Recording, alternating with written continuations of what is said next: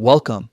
In this video, you'll learn how to change the content language on X, also known as Twitter, when using the web version on your PC.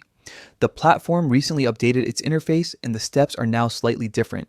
So let's go through them together step by step. First, open your web browser and go to x.com. Make sure you're signed in to your X account. Once you're on your homepage, look to the left-hand side of the screen and click the More icon. A drop-down menu will appear with several options. From there, choose Settings and Privacy. Now that you're in the Settings section, look for the tab labeled Accessibility, Display, and Languages. Click on it and you'll see more options appear underneath. Next, select the option called Languages. This section controls the language used for both the app interface and the content you see on your feed. Once you're in the Languages menu, click on App and Post Languages. This is where you can pick the preferred language for the content that appears on your timeline, trends, and recommendations. Now, you'll see a search bar at the top. Type in the name of the language you want to switch to.